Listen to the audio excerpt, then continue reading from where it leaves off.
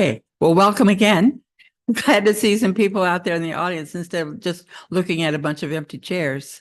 So we're glad that you're here this evening. And I think we have a full agenda this evening. So we're going to go right into roll call, please, Robin.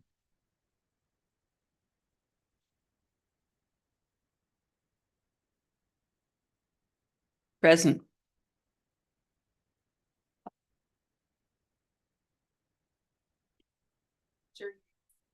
Here. Make sure you turn your mics on. Present. Secretary Rob. Present. Present. Here. Here. Council Member Liaison Nyan. Here. Council Member Liaison Rambo. I'm here. He's there somewhere. Here, good. Here. Rob, can you say that again, please? I am here. Thank you. Uh-huh. All right, and our HPC advisor, Steve Scott. Present. We have quorum. Thank you very much. Well, I read recently that last week was National Preservation Week.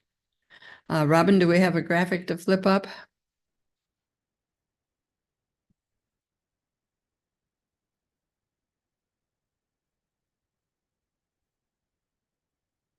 Yeah, no, that's not it.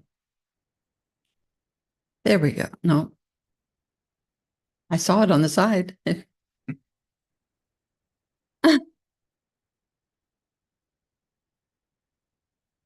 It's thinking about it, I guess. Well, I'll go on. I don't think that it was necessarily just talking about historic preservation, as it seems May is the month for historic preservation. What you say? A set week or a month? Goodness, we meet every month and sometimes in between with a full agenda for historic preservation. I've been reminded that this is also Route 66 month.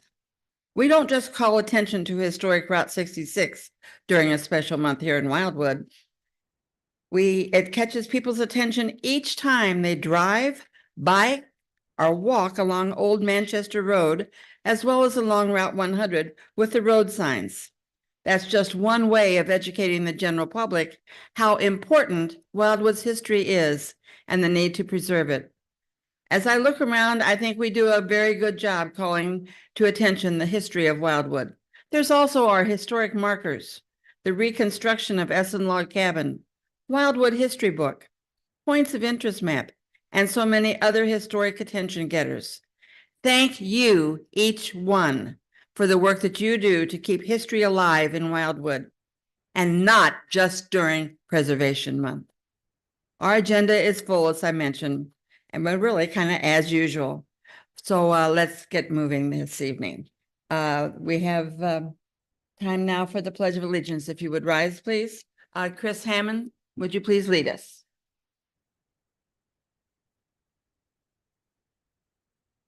Pledge allegiance to the flag of the United States of America and to the republic for which it stands, one nation, under God, indivisible, with liberty and justice for all. Thank you. You may be seated. Sit down and don't go rolling. Approval of the minutes from the March 21st, 2024 meeting. They've all been provided for us. Has anyone found anything that needs a correction or that there's anything missing? Hearing none, we will approve them by general consent. Public comment?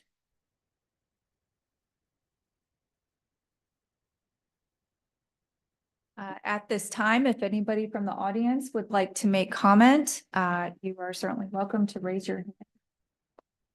Oh, I do have 2 speaker cards. Very good.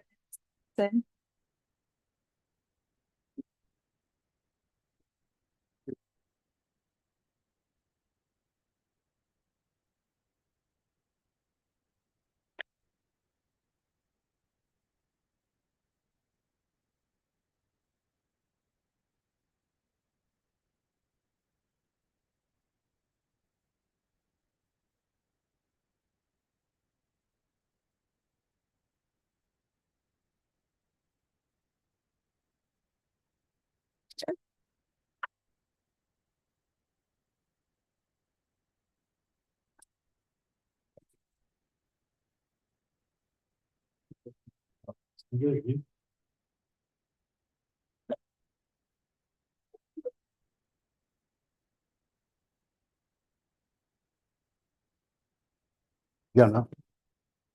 Need one more?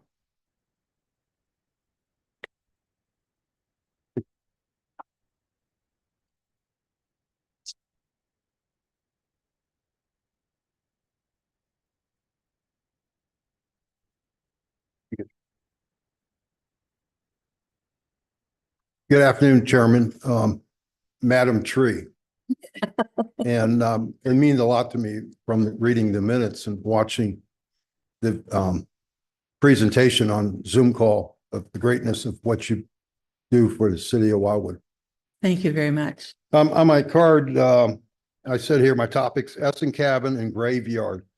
And I said about Union troops in the graveyard before the Essens came to Missouri. Tony wrote a story, which is a copy on that one-page handout I had to you. And then in text, the story developed in pulling up the email when he originally contacted me about doing a story when the cabin was stolen 9 years ago. And he recreated this, the next chapter of the story. And apparently more stories are going to happen. And with Carol, she's an architect that you have in Pennsylvania, where my family came from. And she said, and with Tony, the story developed how to get a hold of Carol. So I had to text her phone number over to him, and then a lot of texts, and all of a sudden the story came up, and I had no control of what he wrote in the story. But in a text between Carol, you know, trying to figure afterwards in reading the March 28th report, and actually he attended the meeting by watching the Zoom call. And that's how he wrote the script in his story from what he observed of attending the meeting on the Zoom call. But the fifth item on that email that I copied Robin and Joe says, in the screenshot, I sent to you a text with Carol had. So cabin built in 78, they came to Wildwood in 70, but we started planting bodies in the graveyard in 58 with Union troops. Found in my files, there was a Lewis shot that died on January 19th, 1858 at 36 years old. When you came to the graveyard 9 years ago, you saw Lewis' tombstone in good condition, maybe in your pictures that you took. And he had many pictures and videos that you could probably access on the Post-Dispatch site. I met Tony, maybe 25 years ago when he was working for Jefferson City Bureau, when I was dealing with statewide political pictures. And he was videotaping back then before people could videotape. His one generation's gift of 166 years to the one that comes next. And so my pretend, you know, I was wrestling with everybody's trying to say, well, my family did this and that family did that. We had newspapers and things, you know, what we did in the cabin.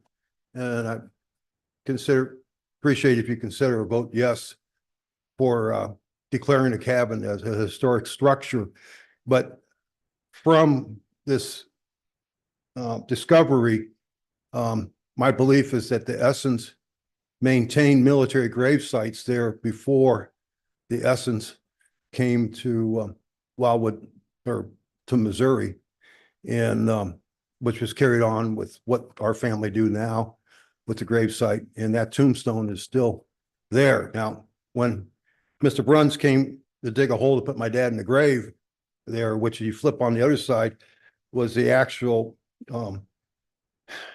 thing I put together within a day after Dad died. I found him in the kitchen. And the only thing I had in the cemetery is that printed, says Essen family, says Old Atherton Road, Hardcastle. I don't know where that is, but it has Virginia on there and another person on there. And that was given to me from a fireman at the Wild Horse Creek Fire Station that it was involved geology, and that's where I got that information. And you see Lewis, Shott, he might be Schott, but he says died 1858 as 36-year-old. And right now, I believe I have about 25 people in the cemetery. My dad was the last one back then, but Mark's and Ellison's mother, June, went in July of 22. And my friend Arlene and I were able to attend the graveside services and we have pictures taken of such. But then Mr. Bruns charged $256 to dig the hole. Now he charges $1,700. And but I pledge to find more information and have factual information presented as Robin rose the history of the providence of what was going on with the family. I think in talking with St. Louis County Library, they may, if they can't, I'll find money too, to digitize the Watchman Advocate newspaper, which would be more factual information of what's happening out here and everything, and grow the matrix. What I was expressing was, Joe, I discovered that the west side of Cleveland, which they had a township there, is almost identical to the Merrimack Township here.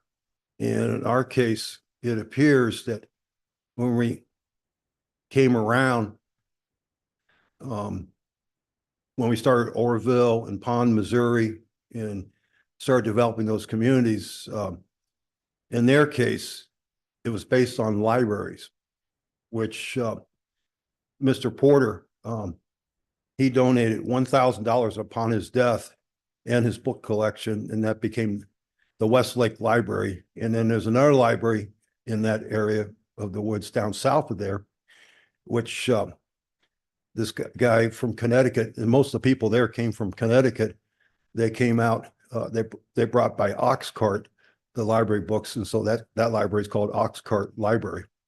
And in our case, with discoveries of the stores and what was in the Wildwood History Society's newsletter, the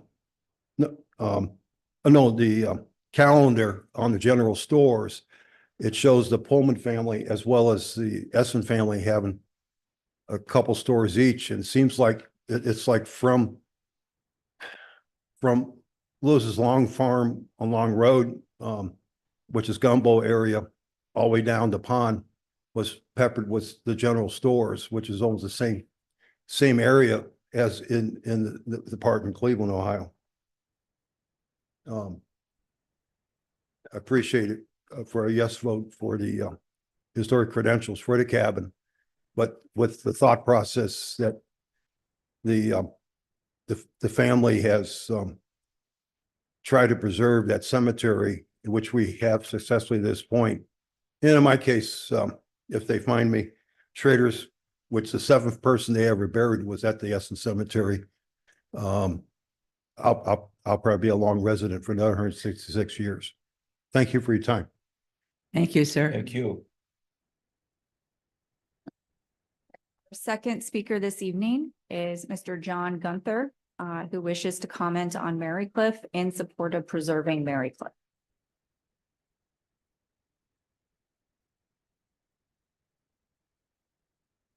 Thank you and good evening. It's good to be with you.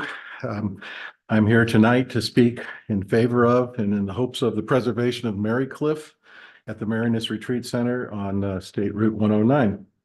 I'm John Gunther, a resident of this area since 1966, a member of the founders of the City of Wildwood 1995, first Planning and Zoning Commission 95 to 99, founding member of the ARB 97, and served the city for over 20 years continuously. I am also an architect. I'm a fellow of the American Institute of Architects for Design 104 in St. Louis with that distinction. And I also serve as president of the Society of Architectural Historians St. Louis chapter. I also would like to note that I'm a graduate of Chaminade High School, 1972, and I have been educated by the Marianists. for 6 years, beginning in sixth grade to senior year. I owe my love of history to Brother William Sheehy and my lifelong career to Mr. Walter Resch, my technical drafting instructor, who asked me, have you ever thought about being an architect? Those 8 words changed my life forever. I'm here tonight to plead for the preservation of Marycliff and hopefully its adaptive reuse as a family retreat center for family ministry as part of the Marianist charism and history. Marycliff is important to the history of the Marianists. The Society of Mary acquired Woodcliff in 1950, renaming it Marycliff, expanding the home and establishing the second novitiate, 1951 to 1966, the provincialate, 1966 to 1974, and the St. Louis Province Novitiate, 1973 to 1977. In 1973, a beautiful contemplative chapel was designed by Brother Mel Meyer, who lived 1928 to 2013, with all finishes and furnishings designed and installed by him and Brother Tom Suda. Artwork by Brother Mel Meyer was displayed throughout the residence previously. It was not seen at this past visit on last Friday, but the grounds still bear his wonderful artwork. Marycliff is also important to the history of this area and St. Louis. It was originally known as Woodcliff, the shingle-style country home of Peyton Carr, who lived between 1864 and 1943, who was the president of United Elevator and Grain Company and the Keilor Flour Mills Company. He built Woodcliff around 1905 on a hilltop above Glencoe and the Merrimack River. It served as his family's country home for 4 to 5 months a year, each year, while away from their city home at 62 Vandeventer Place. Glencoe is one of the resort communities of the Merrimack River's clubhouse communities, which thrived between 1900 and 1945. Peyton Carr was the grandson of James Yateman, who lived between 1818 and 1901. James Yateman was the founder of Mercantile Library, president of Merchants Bank, co-founder of Washington University, co-founder of Bellefontaine Cemetery, and founder of the Western Sanitary Commission, which was the forerunner of the Red Cross. He acquired 738 acres and built a family home in the Glencoe area in 1856. Additional notoriety came to the Glencoe area with the publication of The Crisis in 1901. Written by the American author Winston Churchill, the fictional novel explored the Civil War experience in St. Louis and Glencoe. It became the nation's top-selling novel in 1901. Its main characters were based on Angelica and James Yateman, with the Yateman home in Glencoe serving as a major setting for the novel. Marycliff is certainly a wonderful building, an excellent example of the shingle style, representing not only a physical asset, but also a historical one to both the Marianists and the St. Louis region as well. It is one of the most beautiful historic buildings in Wildwood and must be saved. I have a deep appreciation for Marycliff, having attended Mass every Sunday for about 10 years with my family there in Brother Mel's Chapel. I also helped prepare a study for the adaptive reuse of Marycliff as a family retreat center before COVID interrupted our efforts. That study was 2017-2018. Given that the Marianist province wants to demolish this magnificent building, it apparently has no value to them anymore. Indeed, I was dismayed to see the condition of the interiors last Friday afternoon, which appeared to me to have been vandalized. Apparently, demolition began without permission. That said, the structure remains very solid and very well built. As you know, if you walk through there, those floors are super solid. It's not going anywhere. Good bones, ready to be renovated and readapted. Perhaps a funding source for restoration of Marycliff can materialize. I have offered one possibility to the Marianists, which they are exploring.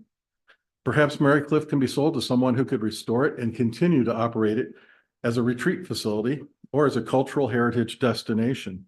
I have been in discussions with others associated with, educated by, and in support of the Marianists to identify and approach individuals capable of such an undertaking. To do this will require additional time. Restoration costs would need to be updated. A business plan would need to be prepared. A hold on any consideration of demolition would need to be established. This is a forever decision with no return should demolition be granted. This is also a precedent-setting decision for our Historic Preservation Commission, should such a magnificent historic structure be allowed to be demolished. As I left the site last Friday afternoon, I came upon a car parked on the entry drive. I asked if I could be of help. The mother in the car explained that her daughter was graduating from high school and wanted to have her photo taken on this beautiful site for a photographer that they were waiting for. I asked that they be careful around the building and pointed out that construction fencing that was around Marycliff, as it is under consideration for demolition. The young lady was shocked and she looked at me and said, "Why? Why?" I explained and I replied, "Exactly. Why should this beautiful historic structure and precious resource be sent to a landfill? Why can't Marycliff be restored for use by this and future generations?" Thank you all for your consideration. If I can be of further help and answer anything later on, I'll be here. Thank you. Thank you. Thank you, sir. Chair, those were my speaker cards. I don't know if there's any others in the audience who would like to speak. Now would be the time. There is no one else on Zoom. Okay. Are you interested in speaking? Thank you. Okay, well then we'll go on the agenda to the news from Wildwood Historical Society. Well, I don't know that I've got much to report. Our speaker this month was, I'm drawing a blank. The gal that's doing the color troops, yeah, Ellen Reichert. She was our speaker. Her research and the information is really coming along. It's really interesting, very detailed. And I think it's this week. She's actually down in Virginia at the James Madison home doing an archaeological dig, basically with LIDAR and ground penetrating radar. They're looking for like slave graves and everything down there. So I think it's really coming along, and she was a very interesting speaker. So it shouldn't be too many more months when she'll be done. Thank you. We need to change our agenda. Instead of going right into the Essen Log Cabin information, we are going to jump ahead to Marycliff and come back to Essen in a little bit.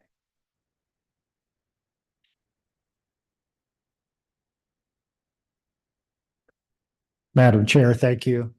Madam Chair and members of the commission, the department has prepared for your consideration tonight a report with recommendation regarding the requested demolition of the Marycliff residence. The format of the report with recommendation is in its final form, but certainly a draft, meaning that tonight, if there are any suggested changes, additions, etc., certainly those can be incorporated into the content and then forwarded on to City Council. As you know, the Historic Preservation and Restoration Code limits the ability of the city in many ways to preclude or stop demolition of historic assets. In fact, the content of the ordinance, for the most part, gives the commission 60 days to review a demolition request, conduct a site visit, and then ultimately offer to the property owner or entity potential options other than demolition. However, at the end of that 60-day timeframe, the Department of Planning is given the responsibility to proceed forward, regardless, in many ways, of the recommendation. Tonight, however, though, given what has been described by many as a one-of-a-kind historic asset here in the city of Wildwood, the department is recommending to the Historic Preservation Commission that they deny the requested demolition and, for all intents and purposes, allow the department to present that recommendation to the City Council under what is described loosely as an appeal process. The department does not take this recommendation lightly. Obviously, in most instances, the Historic Preservation Commission has proceeded forward with requested demolitions, but with success in some instances of preserving assets, or at least at the very least, preserving portions, materials, items, features of the asset to be demolished. However, in this instance, as you know, on the site visit, demolition had already proceeded inside the structure. And for all intents and purposes, there was really no discussion about options other than proceeding forward. I think that message was clear as we approached the building, and the construction fencing was already surrounding it, setting a tone, obviously for us, that it is a foregone conclusion. The department does not believe it's a foregone conclusion. I think with an effort on the part of the city, entities that we may not know of that may be existing that would like to at least explore the option for the future, or as Mr. Gunther mentioned, just maybe an angel would come along and help us all. Allowing the demolition without further discussion, I think, would be a disservice to all the efforts that this commission has put forward over the past almost now 25 plus years. So tonight, in draft form, is a recommendation not supporting the requested demolition of this particular asset. If there are any questions of the department regarding its recommendation, Ms. Keefe and I are available to respond to them. Thank you. Thank you. Any questions from anyone? Yes, Dan. Is there a way to meet with Mary Cliff representatives, have a discussion? Need to be fair to them, but need to be fair to history, and come up with a time frame and maybe a stop order so that they don't do any more damage to the facility until a decision is made.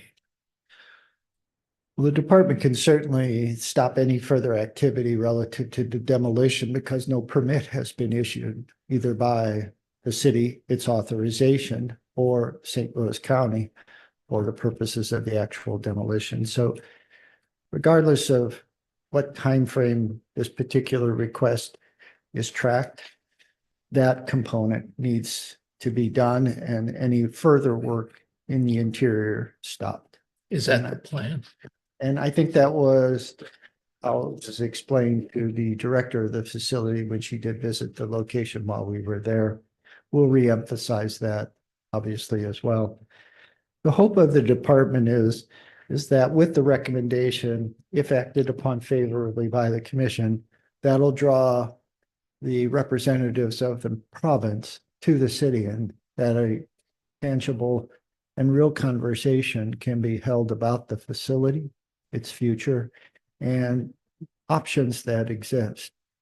And certainly from the department's perspective, when it was at the facility, and this again was echoed by Mr. Gunther, we walked in the interior, the floors are solid, no squeaks, nothing. And if you saw the photographs that were included in the report, which weren't a great number, but the stonework on the exterior is in excellent shape. The tuck pointing looks solid. It's just all in all, it is just a building that hasn't reached its end of life. And to assist in that end of life, again, from the perspective of the commission, would obviously be contrary to its goals, its objectives, and its efforts. Ultimately, the city may be forced to authorize the demolition. I don't know, but I'd certainly like to be at a table with key leaders from the province here with city officials and talk it through.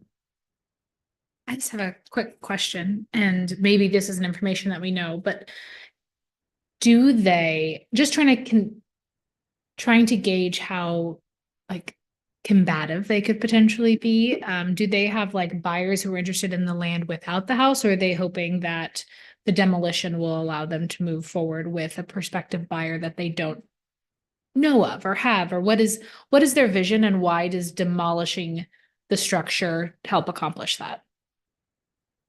Given that all of the communication relative to the demolition has been through the contractor that's been engaged to demolish the asset, I really don't know what their long-term plan is if the demolition were to occur for the land itself. I would only reference that when the province wanted to delist the asset from the city's local register, the presenter was an attorney. And from that perspective, and the message I received is this needs to happen and it needs to happen in accordance with your code. Again, be assured, commission members, the department is not asking you to ignore the code. There is a provision in the code that speaks to city council, basically making the step if in the event public safety dictates. And in this instance, I believe it's an appropriate action for the commission to basically go on record saying this asset should not be demolished without at least a conversation occurring about its future, where all the materials are going, the stonework there. Again, it's just something that needs to be discussed more so than on a Friday afternoon with the contractor that is intended to demolish the asset. Yes, Dan? To your question, I talked to the director while we were there. Specifically, what are your plans? And the plans were, one, now for whatever it's worth, not to sell the land and to convert that area to green space. Yeah. And leave the side pergola alone as a historic structure along with the gazebo on the other side, which stays one.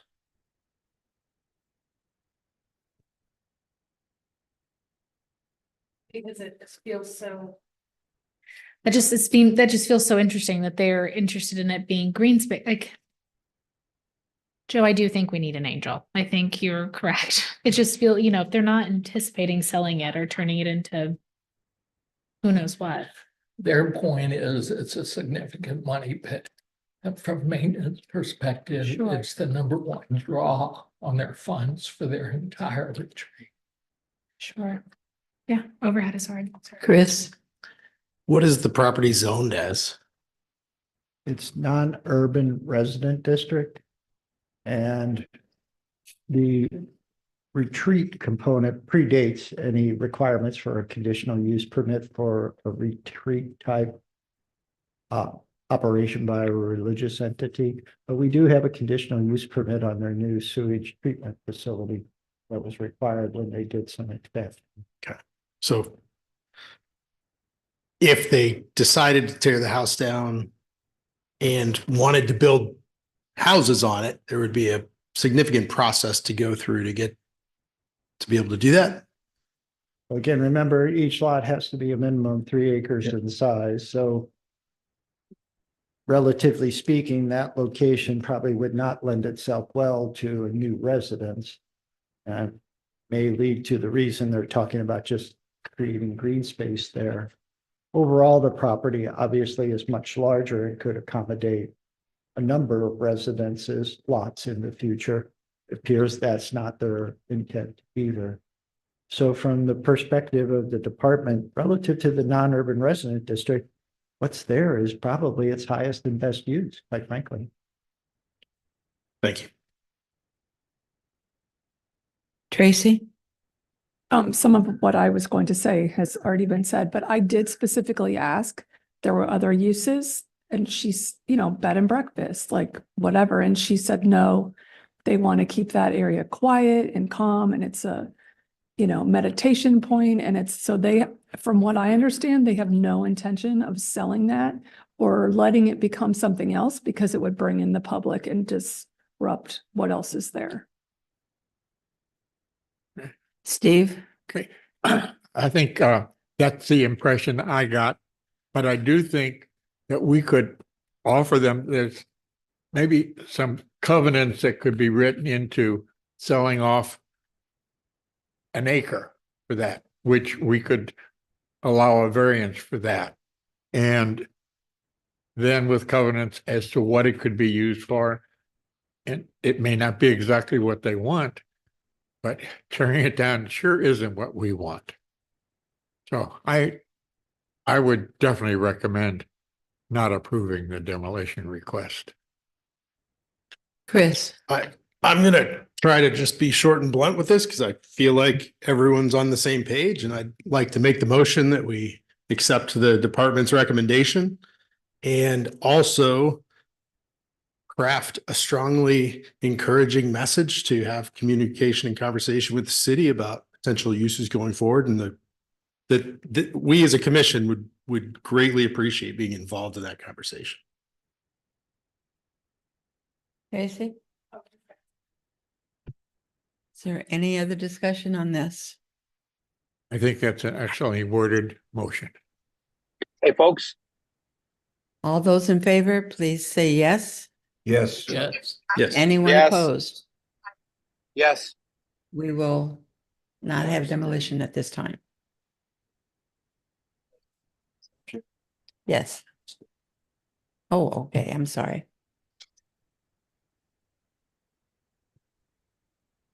Do you have a question?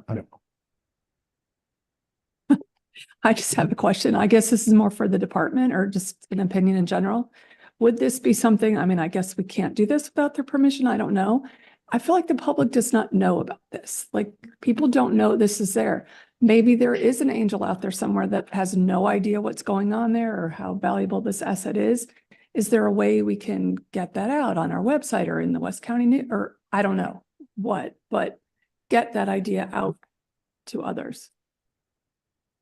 To Tracy's point, we have, as you guys know, we have an initiative for community engagement, and the community engagement, are we calling ourselves a task force? I'll call us a task force. We met earlier this week, and this feels like a great point to add to kind of our larger engagement plan of like, what is the commission doing? Why is a historical preservation plan needed? Because this feels like a pretty good point to that argument. So I agree with you, Councilman Nyan. Like, I think this would be something that we should add to our engagement plan to. Thank you, Ashley. That's very good. Right. Mr. Gunther had raised his hand. Up here, please. If you're speaking to the microphone, then those online can hear you.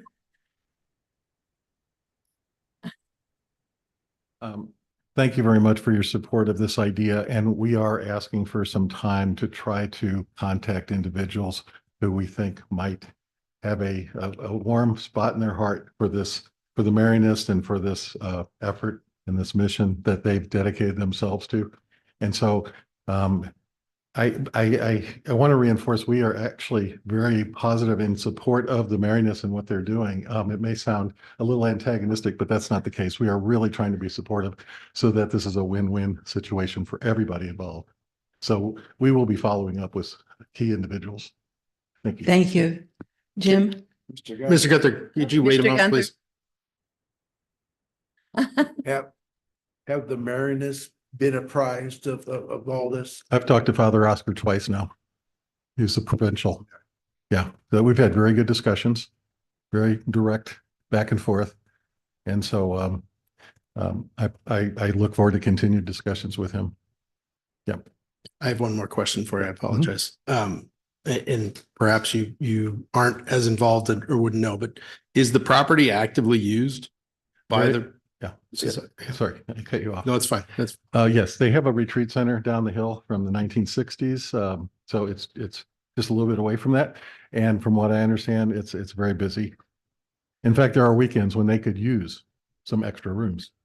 okay. So they're overall, the property is still being used. Right. This particular structure is not, and they're looking to cut the costs. Right. And it was really unfortunate because there was this momentum for a family retreat center. This provides a very homey setting for families to get together and have a weekend of prayer and togetherness that, Lord knows, we need that more than ever these days. And a wonderful place to get together and just, tune out a little bit and pray. And it provides that home-like setting that the other place is more institutional. So they have the best of both worlds in terms of a home-like setting for family retreats, and then a little bit more institutional for larger groups down the hill. But, you know, to lose this asset, I'm just thinking about the Marioness. I don't know how they could let this asset and their history go into a dumpster. I'm sorry. And it's just a precious resource in every way you look at it. So I'm dedicated, as one who was educated by the Marioness. I really want to see this happen and preserve this building. I'm going to do everything I can. Thank you very much. Any other questions for him? Can I say Thank you. something? This is Rob. Hello. Hello. Shoot. Then we move back to our original item. And that's the Department of Planning's recommendation report for the placing the log cabin on the historic registry.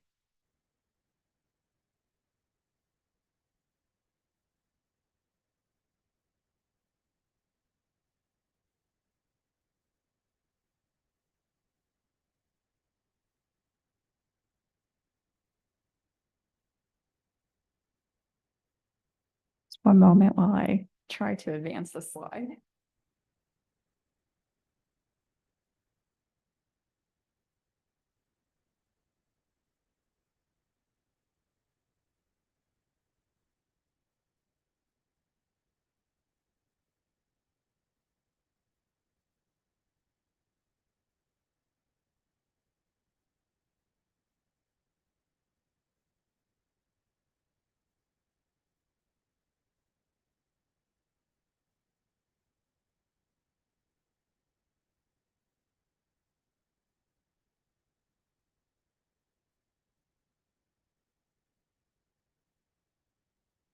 Thank you. Madam Chair, members of this commission, our second item this evening concerns the department's recommendation report for the nomination of the Essen Log Cabin to the Wildwood Historic Register. This commission made that nomination and the department is certainly supporting it this evening. At your last meeting, we did hold a public hearing. Several Essen family members were in attendance. In fact, I think 7 or 8 generations were represented in the audience. It was pretty wonderful. But the impetus for nominating this historic asset to the Wildwood Historic Register is really to assist in its overall reconstruction, given that that designation would allow it to be reviewed under the appropriate building codes as we proceed with reconstruction, and also add to the public awareness that we do have this new public asset that is available to those in Wildwood to fully acquaint them with some of Wildwood's history and past. And finally, this designation will also protect it for many generations to come. The city is not seeking incentives for this historic asset. The plan is to reconstruct the cabin in the city's Village Green and have it open to the public by appointment or during city events for educational programming. I will not go into the history of the asset because we did review that extensively at our last meeting, and you do have a report in your packet this evening regarding it. However, I will touch on how it meets the criteria for historic significance. The Wildwood Historic Preservation Code lists 13 criteria. This is taken from the national criteria from the Department of the Interior National Park Service. But according to the Wildwood Historic Preservation Code, only one of these criteria must be met in order for a structure to be considered historically significant. In this case, the cabin meets 6 of these criteria. The first criteria is its character, interest, or value as part of the development, heritage, or cultural characteristics of the community, country, state, or county, state, or country.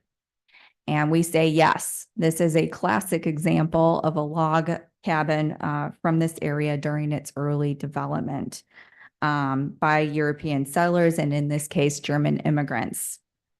It also reflects a period of time when Wildwood was considered the frontier of St. Louis County, and when whole families would live in one-room situations, often many to a bed. This cabin, once reconstructed, will be the only cabin of its type available for public viewing in the city of Wildwood. The second criteria it meets is that it does have the potential to be returned to an accurate historical appearance, regardless of its current state, which is a pile of logs. Number 5, it is identified with a person or persons who significantly contributed to the development of the community, county, state, or country. In this case, the city's search of records does indicate that the Essen family significantly contributed to this area's development. And in fact, this cabin is linked to the Ball Essen House, which was part of the Ball Essen Farmstead National Historic District near Bowler State Park. Gerhard Rudolph Essen's son, John, grew up in this cabin before he moved to the Ball Essen House with his wife, Mary Schott. And they ran a commercial farm there for decades that was twice the size of the average farm in St. Louis County at the time.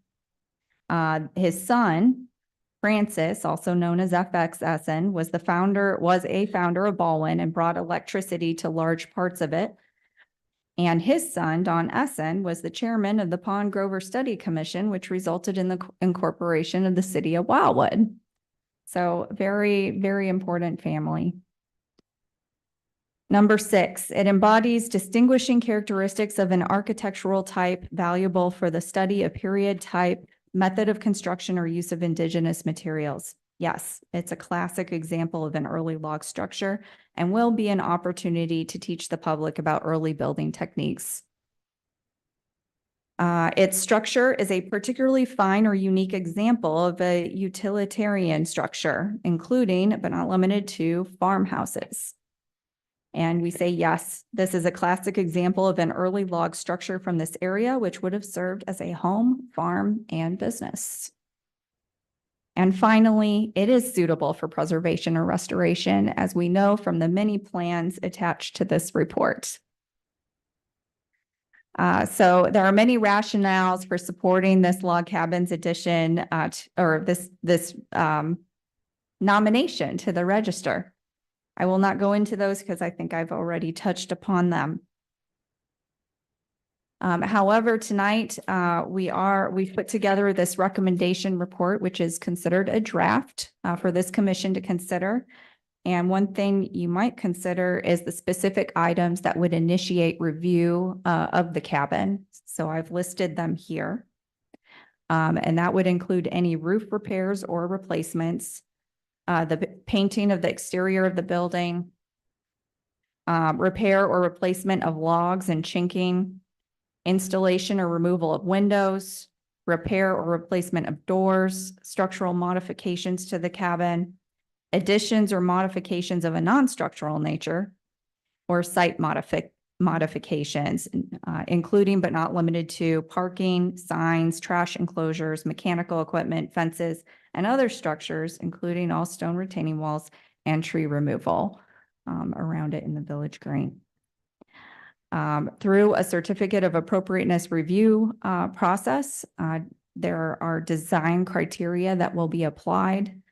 Those are listed in your report, and standards for that review process. And these are standards that are national standards.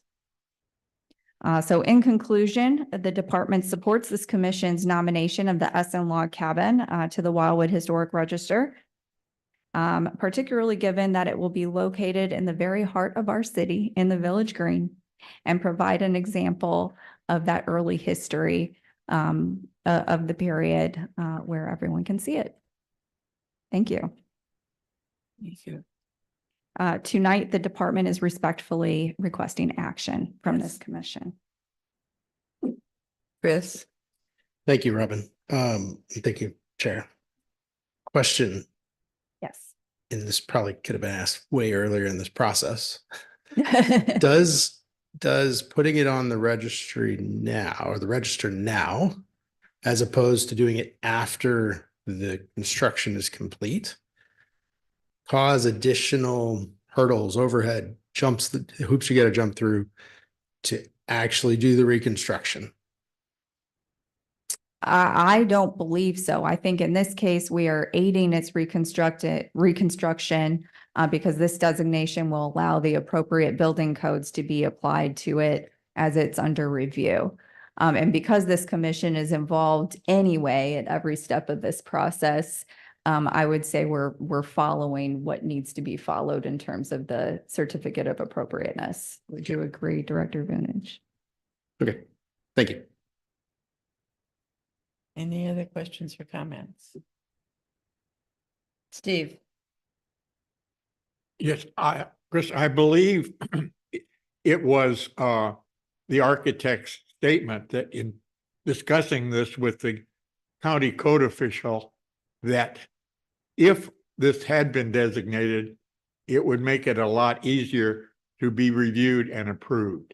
Since this doesn't qualify as a legal house, a legal business, a legal assembly area, it is an example of something. And that's if it's on the register, then he can deal with it. So they felt that this was the best way to proceed.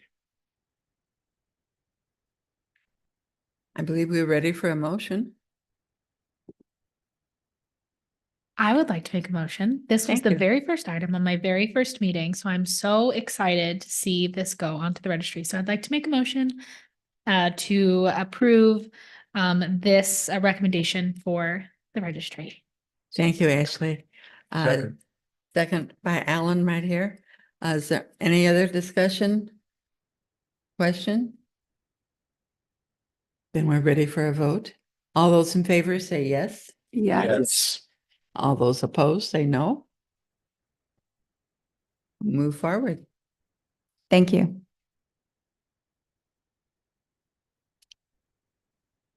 And now we're ready for the review of the bid-ready construction. Thank you again, Madam Chair. Madam Chair and members of the planet. So.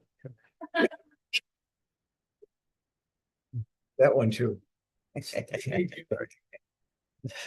If you're listening. Madam Chair and members of the Historic Preservation Commission, the department has prepared for your consideration tonight a report with recommendation regarding what is now described as the architectural plans issued for final review.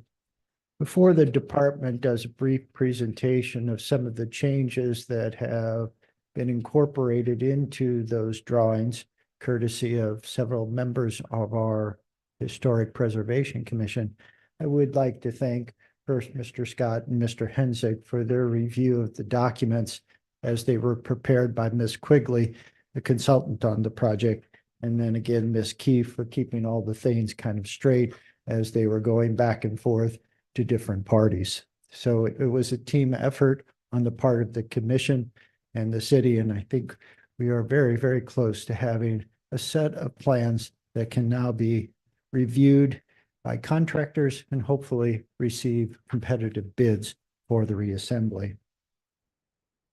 As part of the packet of information you received tonight, again, the revised drawings, and we did receive a set very recently that were emailed to you. The project manual, that was a request of Mr. Scott and I believe Mr. Hensick in terms of the bid specifications and the details associated with it. And then again, the department's report with recommendation. In that report, the department does identify approximately 7 characteristics of the plans that either have changed since the original action of the commission or would be new for your consideration tonight. First and foremost, the commission, along with the support of the commission's advisor, have talked at great length about the type of roofing. In instances, there were discussions relating to a synthetic version of a cedar shake. Then ultimately a decision was made for a natural cedar shake And then finally, underlayment in association with that natural material. Ultimately, Mr. Scott, our advisor, Ms. Quigley, the architect, and Mr. Francis with St. Louis County have all three identified that underlayment is more of a problem than a solution, in that it holds the moisture and for all intents and purposes counters the natural cedar nature, the natural cedar wood and its nature relative to water. So tonight, the department has prepared as part of the table a recommendation for no underlayment for the natural cedar shake shingles. Additionally, a major change, and I think a very positive change and a stroke of genius on the part of the architects and the commission, is that instead of a crawl space, the cabin be placed on slab. The crawl space created issues for ventilation and concerns about moisture and decay.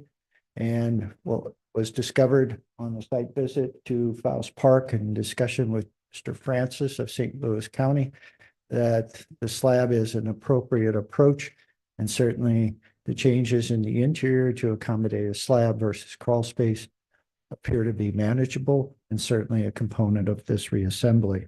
So tonight, the department is recommending a slab versus crawl space, and I believe the approach will, in the long run, be best for the cabin and for its overall integrity as years pass.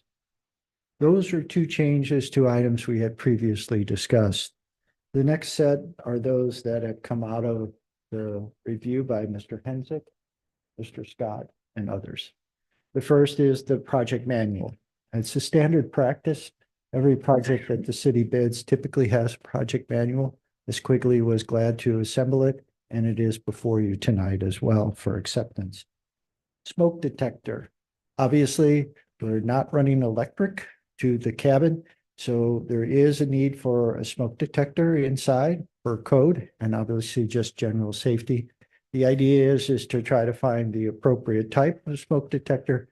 And as Mr. Scott mentioned, make sure it doesn't stick out like a sore thumb, so which means to paint it. In terms of the chimney, this is a little more of a complicated issue, and it was one that was discussed at the site visit with Mr. Francis of St. Louis County at Faust Park. The chimney was a component of the original construction. There are concerns about how it fits, what it does to the interior, but all in all, I think the recommendation before you tonight is satisfactory and will maintain the historical integrity of the design, but certainly from the standpoint of code would comply. And for the most part, that means using materials that are more fire retardant and better suited for the 21st century versus the 1800s. Finally, the couple more items, the identification of door hardware. That was an item that was on the last, second to last or last page of the plan submittal originally. Obviously, the door hardware needs to be spec'd. It has been done. And from the standpoint of the department, certainly will be of a historical character and accuracy. And then finally, for Mr. Scott, it's important that all dimensional lumber should be rough sawn, full cut size, and not milled, and stained to match the original wood. And so from that perspective, it's a good suggestion that'll keep the integrity of the cabin in place, and certainly will allow us to meet code as well. So tonight, with those changes that have been identified by the dark red font, and any comments from Mr. Scott or Mr. Hensick, the department is seeking a final action from the commission on the bid-ready documents, that being the project manual and the plans, so that it can proceed forward from this point to City Council for receipt and filing, and then ultimately any final revisions that are necessary so as the bidding process can begin. The department concludes in its letter to the commission that it is asking for this action so as the cabinet assembly can, for the most part, keep pace with the work in the Village Green Phase 1 project. The intent is to try to only restore the area once and not twice, and not have the cabin delay any of the activities that ultimately we hope to have sometime in fall for phase one of Village Green. So there is a bit of a timing crunch driven by the Village Green. But certainly I feel after all of the discussions between Mr. Scott, Mr. Hensick, Ms. Quigley, the commission, the department, Mr. Francis now with St. Louis County, I think we're very, very close and would respectfully request that the commission provide that leeway to the group that's been reviewing the plans to complete them and get them to city council at its May meeting that's upcoming here in a couple of weeks. If there are any questions, I certainly would defer most of them to Mr. Scott and Mr. Hensick, our two experts. Mr. Gunther may be available as well as a design fellow, and certainly the department, any of the process components. Thank you very much. I had a question just on timeline. So assuming that this all goes well in a couple minutes, and it goes to the city council in May, would there be then a second reading in June and then the bid proposal starts, or what would kind of be the? Well, the process is a little bit more, there's a few more steps to it all. The city council will receive the recommendation and report from the commission on Monday, May 13th. The department would respectfully request at that time, as part of the receipt and filing, authorization to advertise. Depending on the recommendation from Mr. Hensick, Mr. Scott, and Ms. Quigley, I don't know if the contracting community needs 15 days, 30 days. Certainly, I would be opposed to anything much longer than 30 days, Sure. which would then take us probably sometime into the mid part of June, if not the end of June.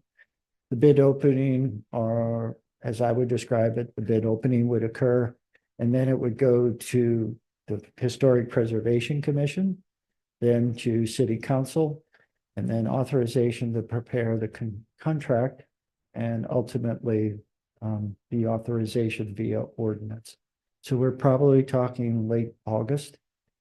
That means the Village Green project, for all intents and purposes, will have a 4-month head start on us, which is fine, because again, much of it, the first part of that project is the installation of utilities, Sure. stormwater management features.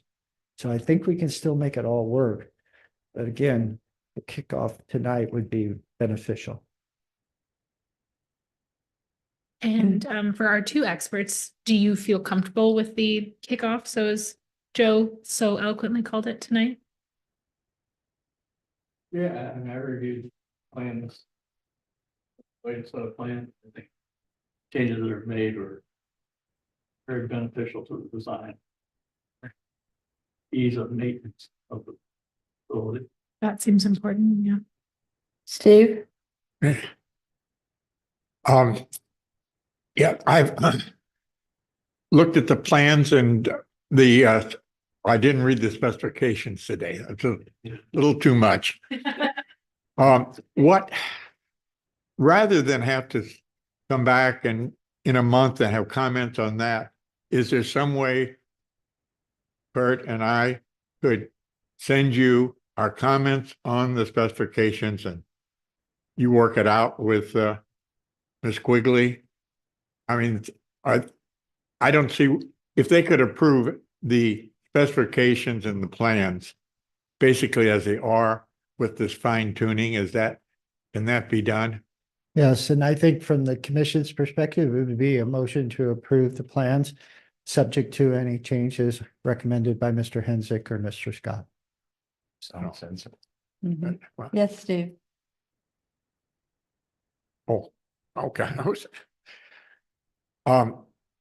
When Ms. Quigley and I went over there and met with Mr. Francis, it was really invaluable. And I think the fact that he had to tell us that there was a concrete slab under the schoolhouse, we never would have known, and nobody will ever know it was there. And it has avoided a lot of problems with humidity and rotting and animals that like to live in crawl spaces, because I've had them in my crawl space. So I think some very good ideas. he confirmed my feelings on the shingles on it. He said, and their shingles have been up there for over 30 years. They look old, but they're still keeping the rain out. So I think there were some very good ideas he had. One thing I noticed that I think needs a little more research into is in the specifications, there was no interior finishes, no interior painting. The interior wood, probably it should be somehow treated and stained, and I'm not really sure how to do it to get the new look off of it, as well as the flooring has to go in there. Mr. Francis explained in this, the log cabin we were in, that the floors had just been treated with linseed oil. I've had some personal experience with tung oil, and it has to be done right. We had some problems that took them over a month before they could walk around in there. It was still sticky. But I do think that the interior finishes need to be addressed. That's what just thing I just saw off the top of my head today. So I think we're in good shape, and I would hope to the council will, or the commission will approve it. Jim? I make a motion that we accept these specifications subject to the any changes by our subject matter experts. Second. Anne has seconded. Any other comments or questions? All those in favor say yes. Yes. Yes. Anyone opposed, say no. Have one quick comment regarding the Cedar Shakes shingles. Just as a side note, a friend of mine's a roofing consultant. He's doing the Daniel Boone home as we speak. They're on a roof replacement. Their roof failed prematurely due to the underlayment. And they're in the middle of replacing the entire roof, as Mr. Scott recommends. The underlayment generally in this case will trap moisture, and that's what causes the rot. Yeah. You like to see those little holes and let the breeze blow through there. Wood, if it dries out right away, will last forever. Anyway, Almost forever. we're gonna have a Daniel Boone roof, and that's a good thing. Okay, moving along now, the Historic Preservation Plan update. Robin? All right, Madam Chair, members of the commission, I have good news. The grant scoring committee for the State Historic Preservation Office has recommended the Wildwood Historic Preservation Plan for funding. We are still looking at a very similar timeline to what I laid out to you at the last meeting, because they still have to get the federal funding before they can make the official grant award. So while we get the early inkling of, yay, you're going to get money, it's still not going to happen. We're not going to be able to proceed with the project until fall. That said, we are going to be doing some preliminary activities, which I'll get into in just a second. Secondly, I just wanted to note that the draft RFQ has been updated to clarify qualifications that are qualification standards that need to be met by any future consultant. And that updated draft is in your packet for review. And it's not for action this evening. So please, if you do see something in there that you would like to change at any point, please send me your comments or have that discussion now. And third, the Community Engagement Task Force did meet prior to your site visits last Friday. And we had a fun discussion about how we might engage the public this summer about our historic preservation plan. The idea is to really focus hard on that broader engagement, put it in the public consciousness that we are going to be beginning this effort. and also have a very engaging activity at our history tent. So with that said, one advantage we have at our Music on Main concerts is that we do hire the band who comes to those concerts, and they make announcements that we want them to make. So unlike Celebrate Wildwood, where we're one of the many, in this case, we can actually get on stage and say, hey, everyone, there's a raffle over there, and, find out more about the Wildwood Historic Preservation Plan. So that is one idea that we had. Second, and here you can see an image on your screen. It's not very large, but we came up with the idea of having a poster at the event. This is just a concept poster, by the way. We're going to give it to our graphic designer for the professional flair. But this poster is going to be an interactive activity. Participants will get 2 colored stickers, circle stickers, like you would see in some of our meetings. And they get to choose their first priority activity for Wildwood and their second priority activity. And our thought is that we would focus on history in our parks, Route 66 revitalization, recognizing Wildwood's historic communities, and yes, preserving Wildwood's historic buildings. And I know it's super tiny there, but I did put Mary Cliff in there. I was thinking when you mentioned that earlier, I was like, she'll like my poster. I don't know if it'll make it past Joe's desk, but we'll see.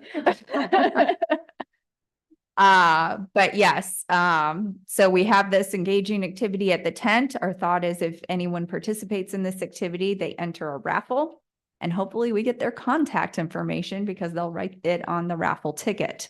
And then that way we have a way to follow up with anyone who participates in the activity. So that's our main event.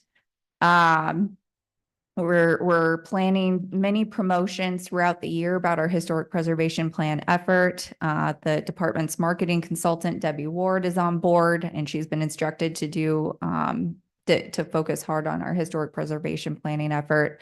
We'll get it in West News Magazine. If possible, we'll try to incorporate history themes into other city events that we might be having throughout the year. And one idea, and I know that our May event, May History Tent, is a trial run, according to a decision at last meeting from this commission.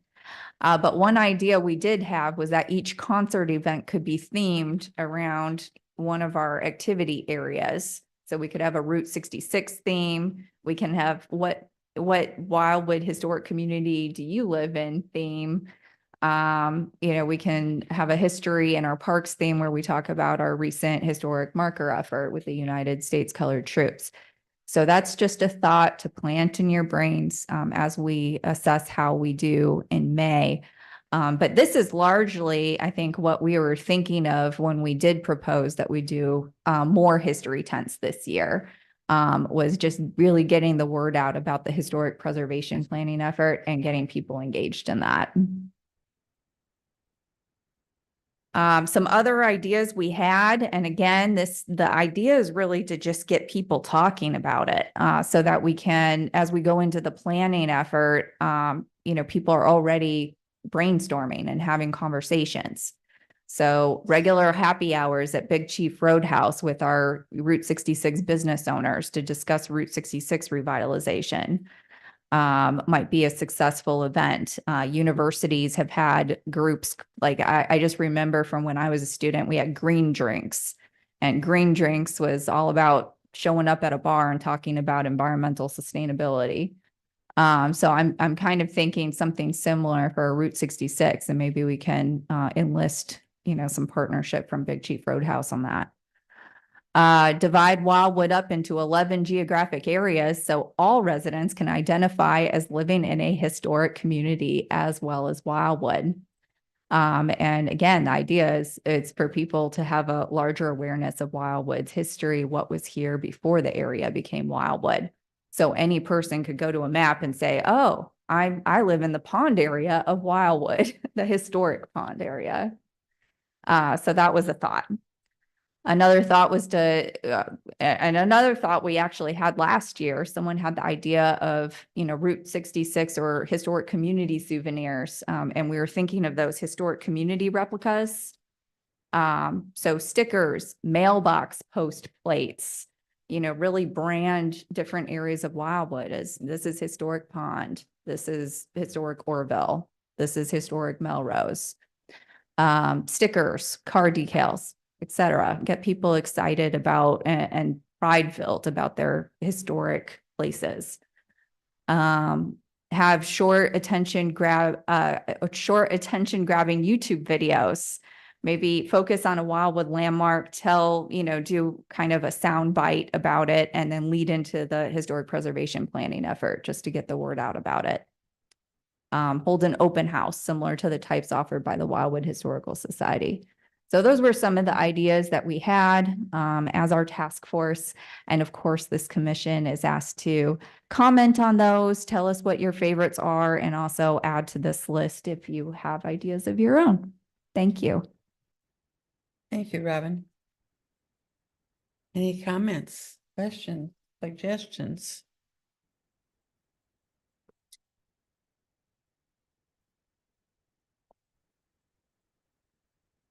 Oh, we had a lot to say, just saying.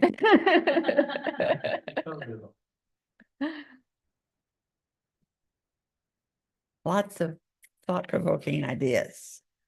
All right. Well, if you don't have any comments at this time, I would ask this commission's endorsement for this community engagement strategy as we proceed forward to be formalized and refined as time goes on, as we add youth members and as we meet with a consultant and start developing a formal strategy. Jim? Is this a recommendation or a motion? I would say it's a motion Motion. to endorse our community engagement strategy for this summer. Okay, second. Alan has seconded. Any other comments or questions on it? All those in favor say yes. Yes. Anyone opposed, say no. You have it. Thank you.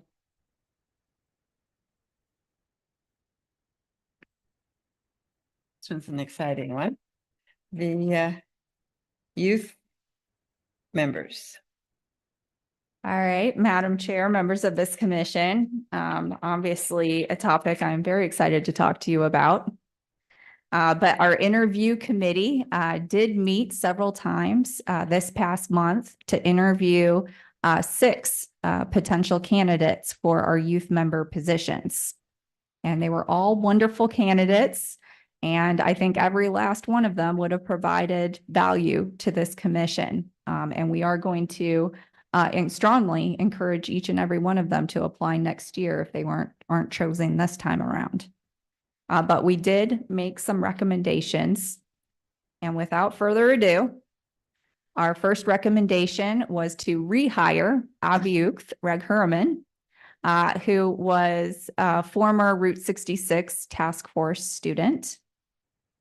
He was an events co-chair of it and demonstrated tremendous growth over the course of his term on the task force.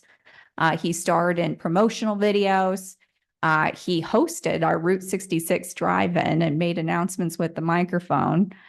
And he was just a wealth of creative ideas and passion and energy. And in fact, he kept in touch with the Department of Planning this entire last year, frequently emailing Director Vunich here about fundraising for the Route 66 Roadside Park project, among others.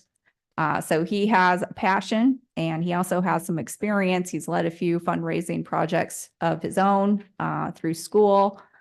In fact, for Souls for Souls, under his leadership, over 300 shoes were collected for donation to be donated. So presently, he's aspiring to enter the medical field, and he's involved in a lot of organizations in support of that. He describes himself as hardworking, creative, a leader, responsible, and committed. And if he could have dinner with anyone from the past, he would have it with Isaac Newton to pick his brain about how he arrived at his theories. So the interview committee will formally recommend to this commission that you endorse Aviuk Raghuram. Secondly, we have Ayushi Bor, who is a new face to us, which is why I don't have a photo of her. She will be entering the 11th grade at Lafayette High School. She was originally from Michigan, so she does have some out of Wildwood experience to offer us, but she has been in Wildwood for 8 years now, so she's invested. History is her favorite subject in school, and she believes in educating the community about the city's historic preservation sites. She spends much of her time volunteering at Daniel Boone Library and senior living centers. And at school, she's involved in a number of organizations that Aviuk is involved in as well, actually. I think they have some overlap. Presently, she aspires to study medical law and stated this opportunity with the commission would be a unique opportunity to learn about how local government functions and the process behind historic preservation. She describes herself as creative, organized, open-minded, punctual, and we can attest she did arrive early for her interview, and fun. And if she could have dinner with anyone from the past, she would have it with Emily Dickinson to learn about becoming or being a woman during that historical period, and also what it was like to be a writer. So those are our two candidates. The interview committee in this department would ask that you endorse them so that we can forward them to city council, and where our mayor will ultimately make the appointments. Thank you. Anyone have any questions or comments about the selection? We do.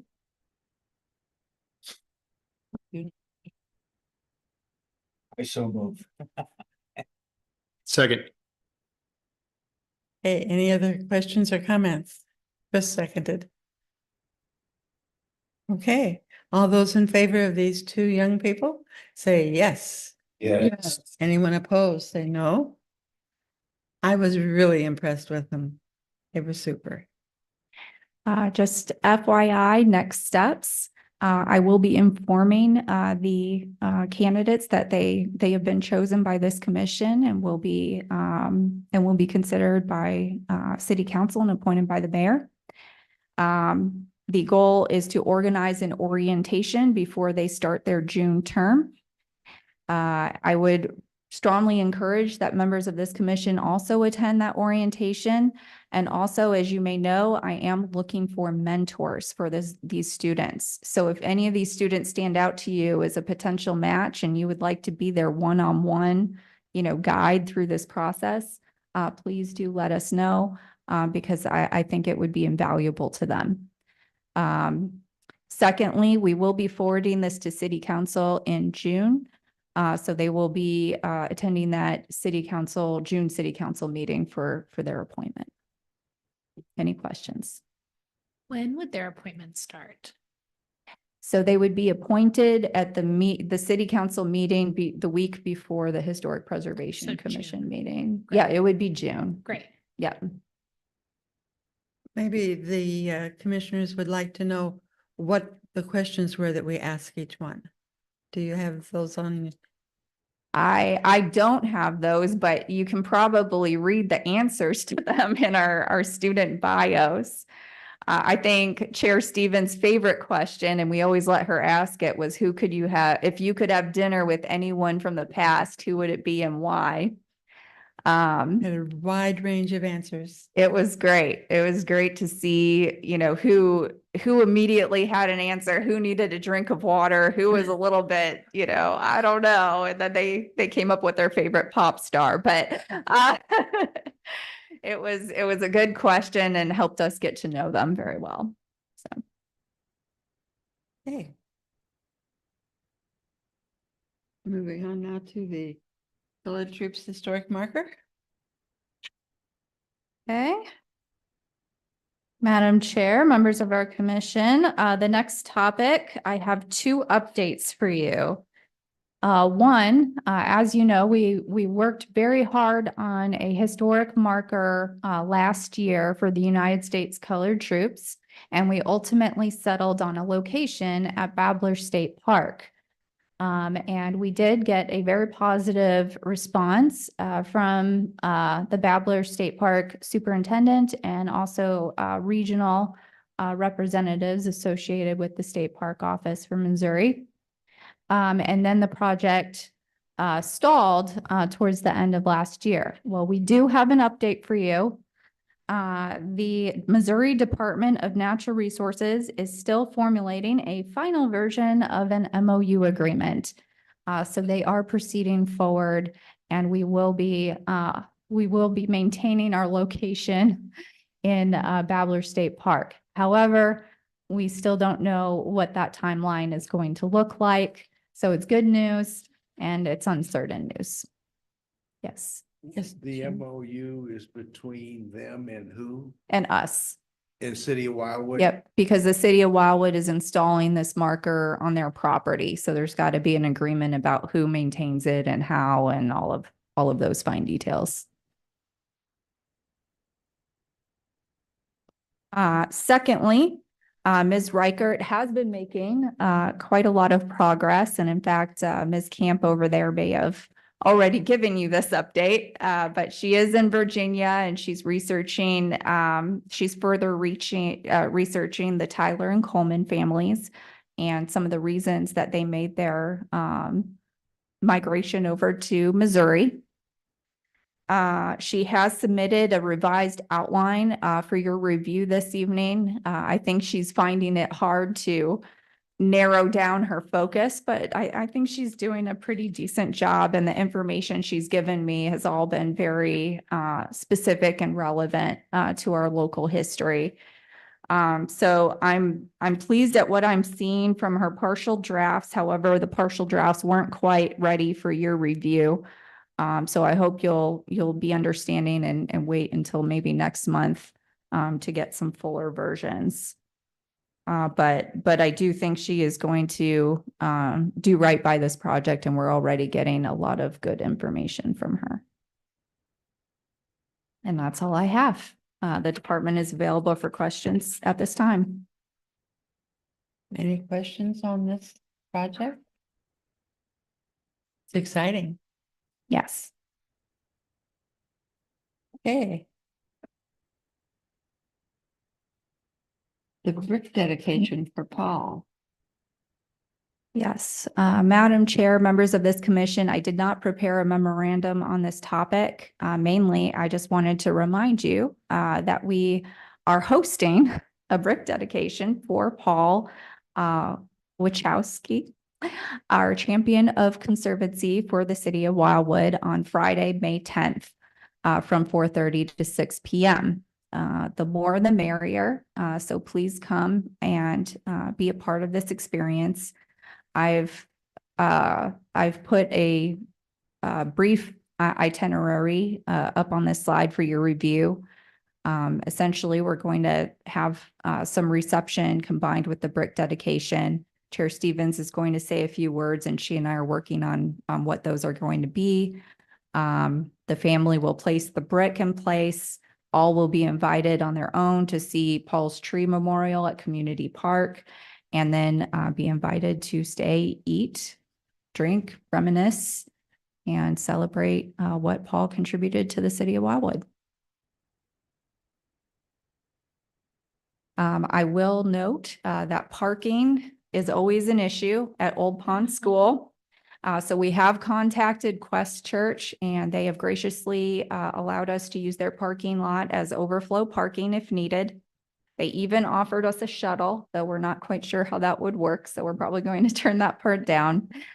But they've been very accommodating and helpful, and would like to see this occasion be a success. So so just note that we will have overflow parking at Quest Church.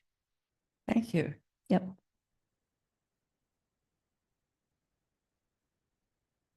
Oh, and it's been requested that we play 80s music for Paul. The music was one of his things.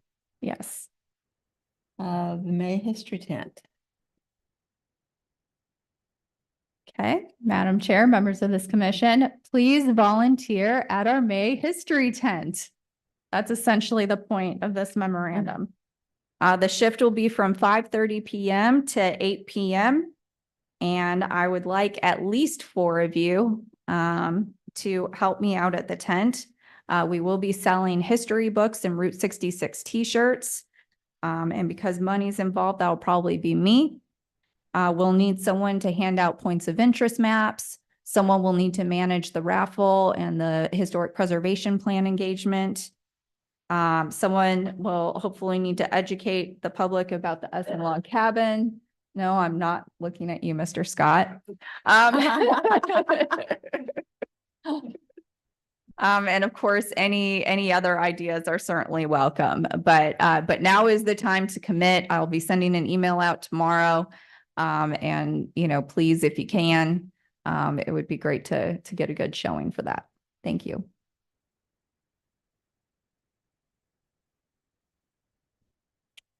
Work program update. Okay, I have just 2 items to touch base on. One, the department is meeting with the city attorney to discuss the Route 66 grant program. So it's still on our radar. We just don't have anything prepared for you this meeting. And then secondly, Michael Allen is wrapping up his classes and anxious to present to us in the next couple months on the historic building inventory update.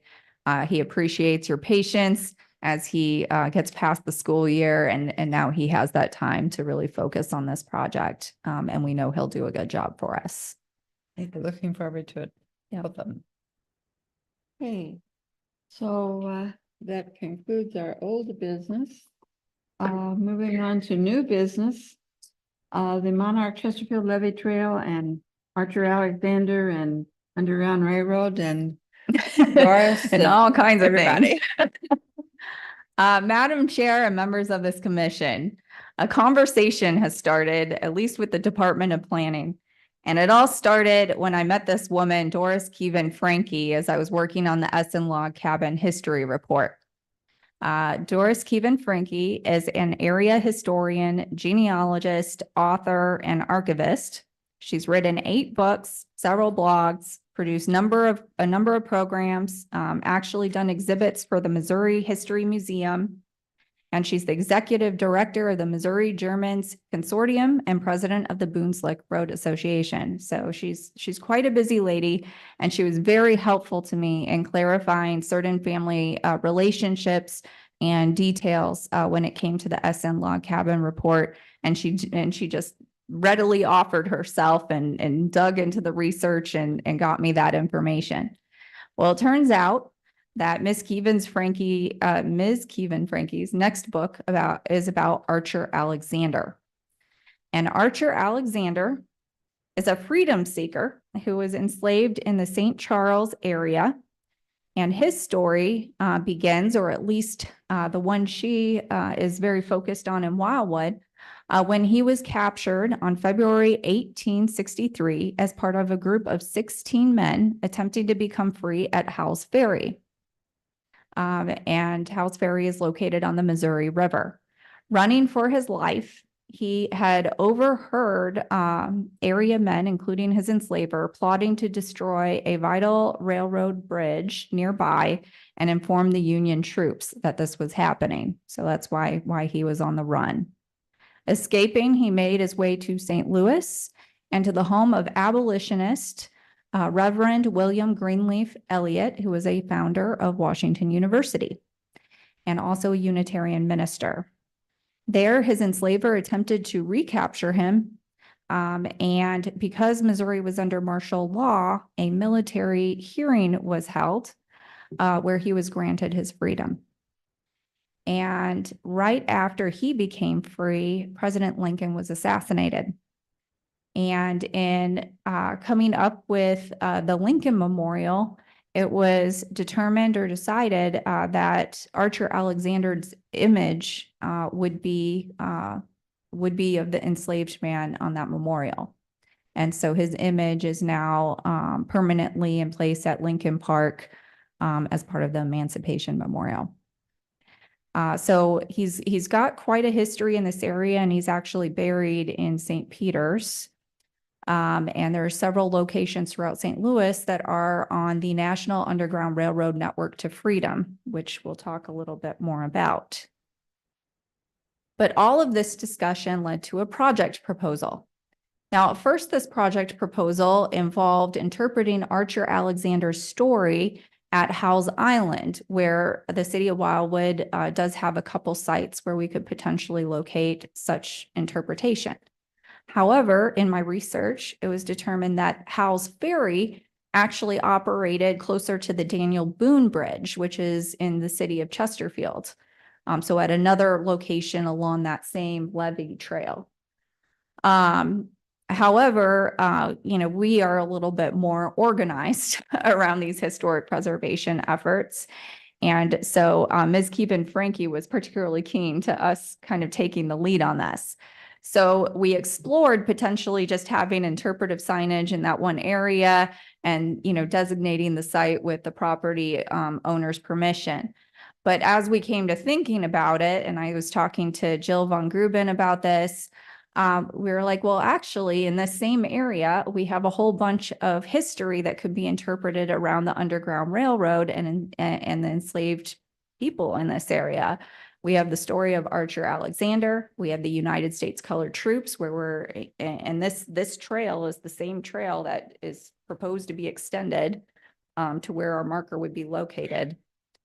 We have the area plantations, the Tyler Coleman plantations. We have talked in the past about interpreting the daily life of the enslaved there.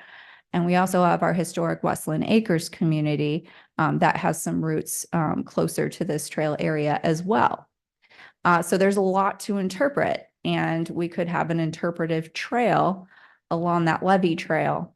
And potentially get the National Park Service involved because this is their program. They have what is called the National Underground Railroad Network to Freedom. We can designate sites, programs, or facilities to this National Underground Railroad Network to Freedom and then get national awareness that they exist. Also, if we do get it designated through this program, they have their own pot of funding that we can then tap into and make this happen. So that's another good point. And I have talked to their regional manager for the Midwest, and he is very excited about this project and anxious to help us figure out how to make it happen. We do have several potential partners that we could partner with, including our Wildwood Historical Society, who is helping us to do all that research for the United States Colored Troops and also our area plantations and enslavement in this area. The Chesterfield Historic and Landmark Preservation Committee apparently is experiencing a revival. They're coming back. And they could potentially partner with us, and this would be a great project for them because it would help them get their legs. We have the city of Chesterfield, of course. We have the National Park Service, who's already involved in these conversations. We do have Doris Keevan Frankie. Great Rivers Greenway could potentially be involved. And we have the Department of Conservation with Howes Island right there. So those are just a few potential partners that we could reach out to if we were to pursue this sort of project. But at this point, I will stop talking and I will let you discuss so we can see if you would like to proceed with it. Thank you. Looking for comments and questions. Yes, Dan. What's the access to this trail? Walking, biking? It's a multi-use trail, so it's biking, walking, it's and paved. where is it?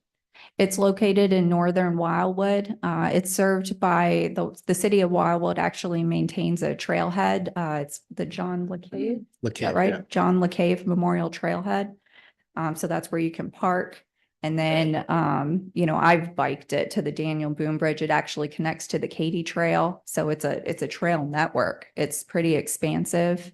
And Howes Island, of course, is public land. So that's an opportunity. The city of Wildwood owns a few parcels along the trail. The city of Chesterfield owns a lot of I would assume they own some land along the trail, and then there's some private ownership as well. It's the one that runs on top of the. Yes, on the levee. Monarch Levy Trail. Yep. I think part of it need to be kind of an educational process. I don't know how many Wildwood people use it today or aware. Wow. Okay. Well, it's also if I may, it's also a chicken and the egg thing where this type of trail could actually lead to more publicity, or this kind of interpretive work could draw more people to the trail, which is good too.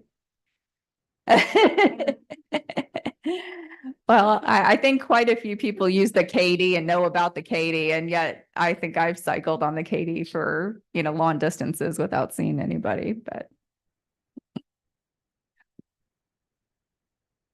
Any other comments or questions? Sounds exciting to me. All right, well, then the department would respectfully request this commission's endorsement and for us to explore this further and take this to city council, I assume, and see what can happen. I'd like to Chris? make that motion and encourage any additional outreach and opportunity to use that as or this particular topic and opportunity as a driver to help Great Rivers Greenway make that connection to Yes. Babbler State Park. Getting that trail up into Babbler State Park would be, and then ultimately out of Babbler State Park into Wildwood, I think would be exceptionally great for the community. And I know it's on Great Rivers Greenway's plan, but anything that can help move that along would be excellent. Like any other group, they need encouragement and help. I'll second it. Been moved and seconded. Is there any other discussion about it?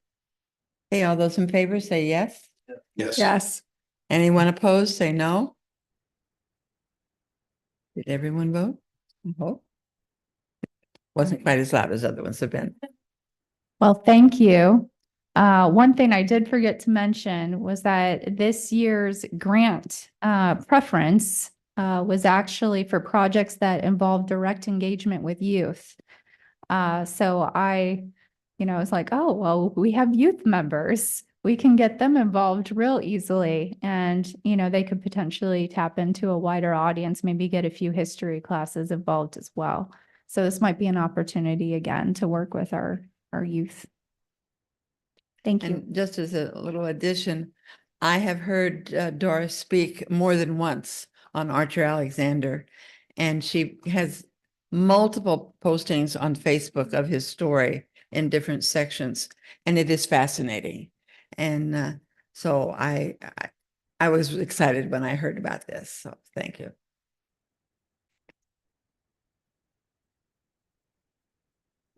I'm in Scott House. Scott House. Madam Chair, members of this commission, at the meeting last month, your commission advisor, Mr. Scott, handed me an application nominating his house to the Wildwood Historic Register.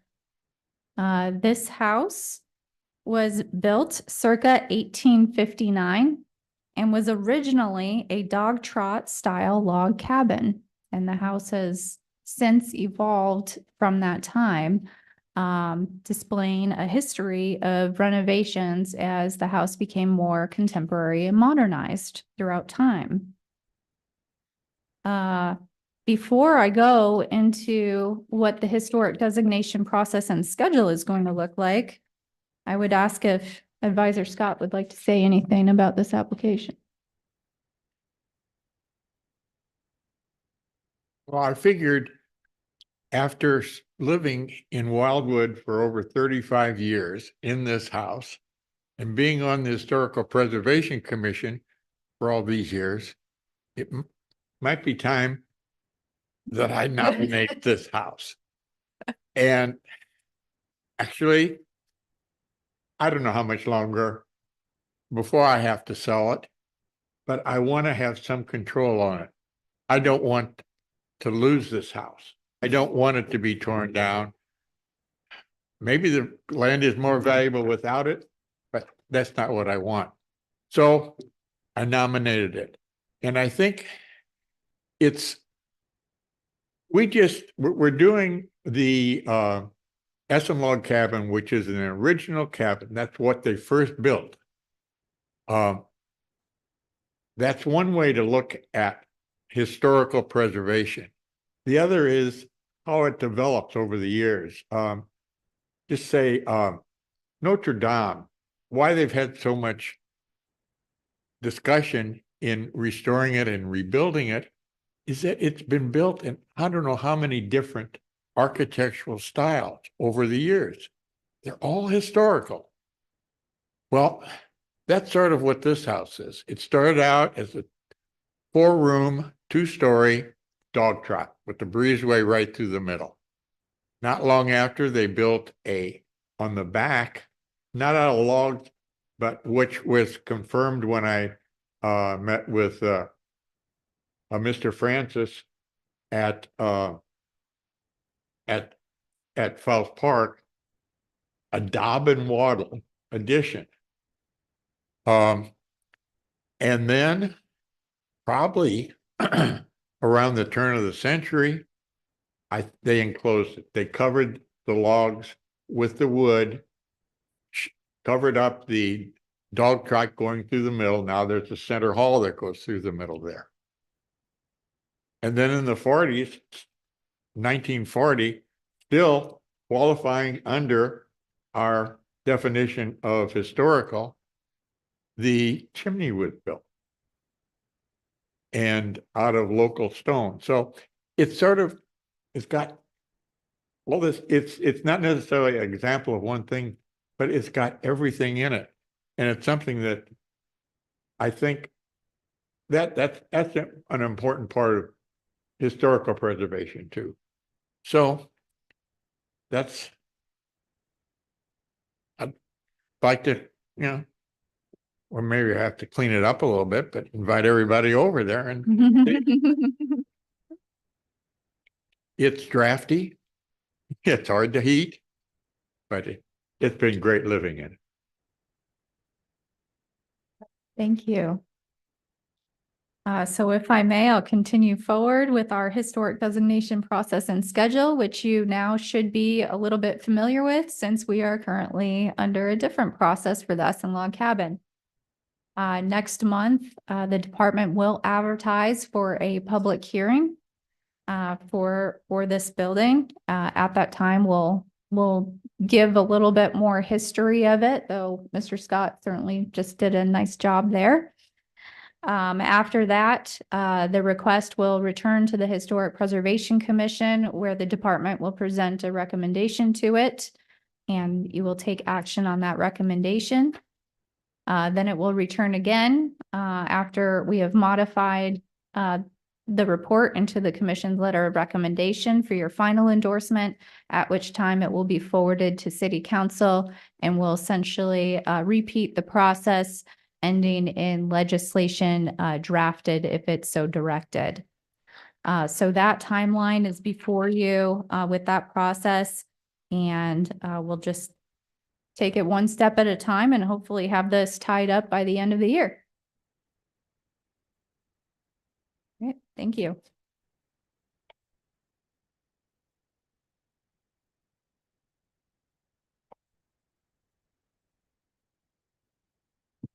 Okay, it looks like the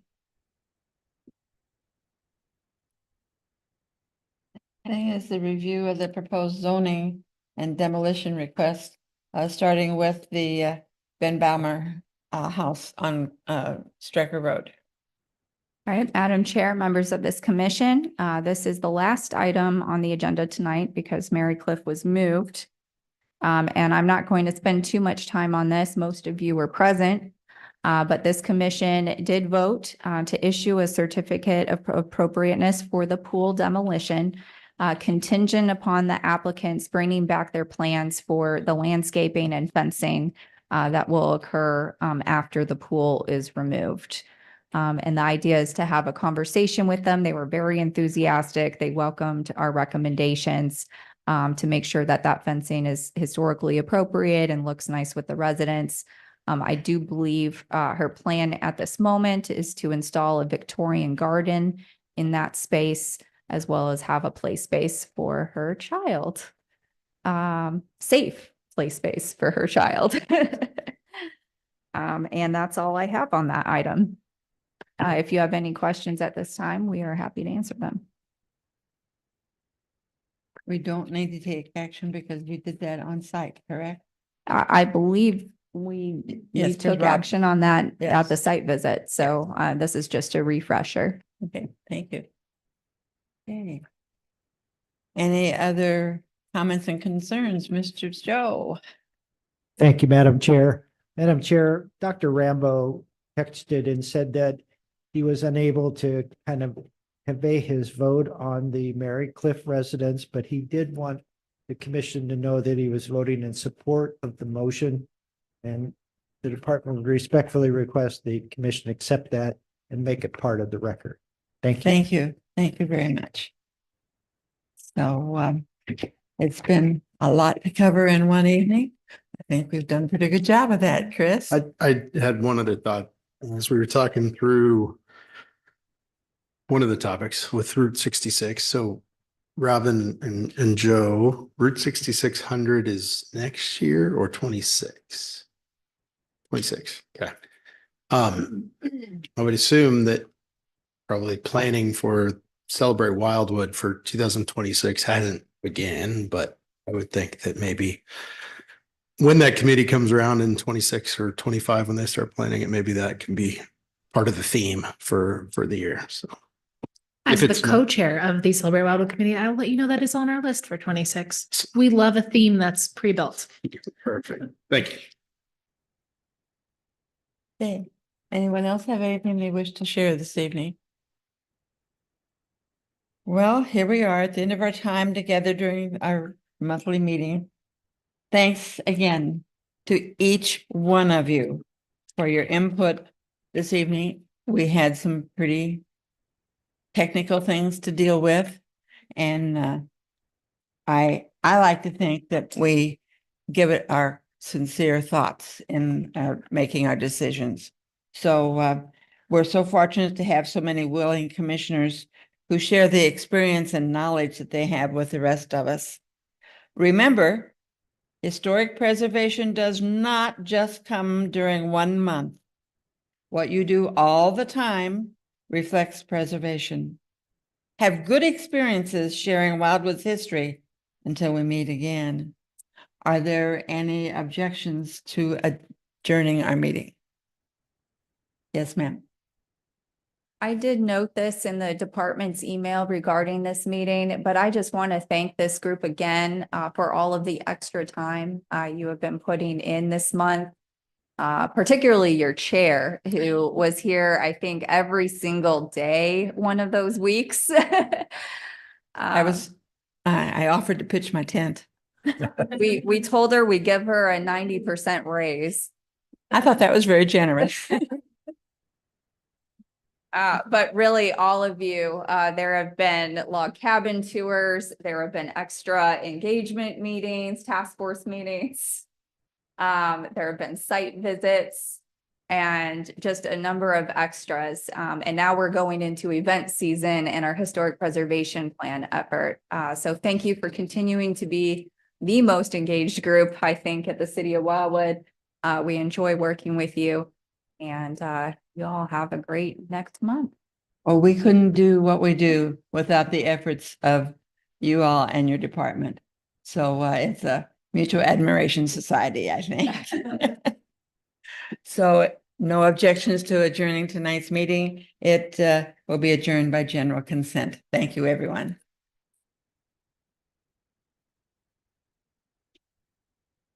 I will not be here for Paul's dedication. My granddaughter's graduating from college that day. She's graduating. We have 3 of them. So, she's got, yeah.